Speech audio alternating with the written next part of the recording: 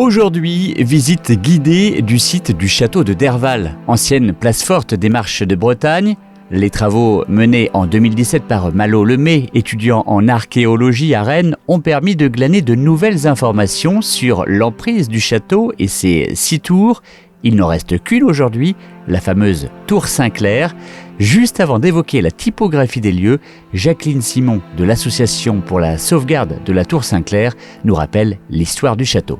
En 1363, c'est Jean de Montfort, le duc de Bretagne, a fait don du château à un capitaine anglais, Robert Knoll, son allié. En 1373, Du Guesclin et Bonabesque IV, qui étaient seigneurs de Derval, ont essayé de reprendre le château, mais ils ont dû capituler.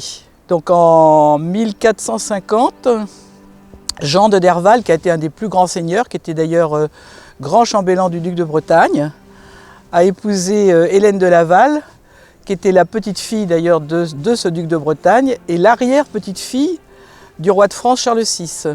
En 1451, la seigneurie a été érigée en baronnie. Et Hélène de Laval et Jean de Derval n'ayant pas eu de descendance, en 1482, le château est revenu à la famille des seigneurs de Châteaubriand.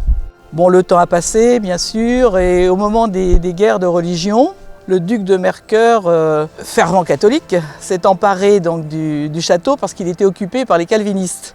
Et en 1593, Henri IV s'est converti, toutes les provinces ont fait allégeance, sauf le duc de Mercœur qui n'avait sans doute pas Henri IV en amitié, ce qui a fait que les troupes d'Henri IV ont rasé toutes les fortifications du château. Et seul, évidemment, aujourd'hui, voilà le dernier vestige qui est la tour Saint-Clair, qui était le donjon. Michel Leroy, le président de l'Association pour la sauvegarde de la tour Saint-Clair, nous propose maintenant une balade guidée sur le site du château de Derval. Une des caractéristiques principales de la forteresse de Derval aujourd'hui, c'est d'avoir 3 systèmes de défense. La première système de défense, ce sont les douves qui sont là, qui sont en eau. La deuxième, c'était une relevée sur laquelle nous sommes. Une troisième qui était un fossé et encore une autre qui était une relevée. C'est certainement un des seuls sites où aujourd'hui on retrouve tout ce système de défense qui est intact. Donc ici en face vous avez un des murs de la forteresse, qui était une des bases certainement des tours, puisque vous voyez il y a un mur qui prolonge entre ce mur là et la tour. En fait, ici, sur ce site, qui est ce qu'on appelle la haute cour, il y avait, je dirais, 6 tours. La seule qui reste aujourd'hui de ces 6 tours est la plus haute tour, la tour Saint-Clair. On va aller au pied de cette tour pour voir un peu les éléments. Alors ici, nous sommes dans la partie de la forteresse qui s'appelle la haute cour.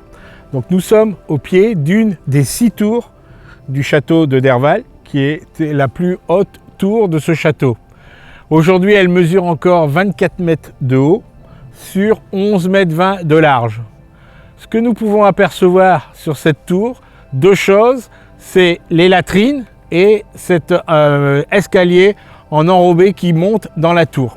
Ce sont les 2 seuls éléments que l'on peut voir dans la tour. On peut apercevoir ici, c'est la qualité de l'assemblage des pierres, qui aujourd'hui certainement date du XIVe siècle et qui n'a pas bougé. Et cette tour n'a absolument pas bougé depuis l'époque. Ici, nous avons les vestiges de l'écluse qui servait à réguler les douves du château de Derval. Ce sont des écluses qui datent certainement du XIVe siècle, mais qui ont été refaites. Et aujourd'hui, on ne peut pas les dater, on ne les a jamais datées. Nous sommes ici juste en face de l'étang. Cet étang qui était très important parce que vous allez voir que la douve, pour alimenter cette douve, il fallait beaucoup d'eau, beaucoup de réserves d'eau.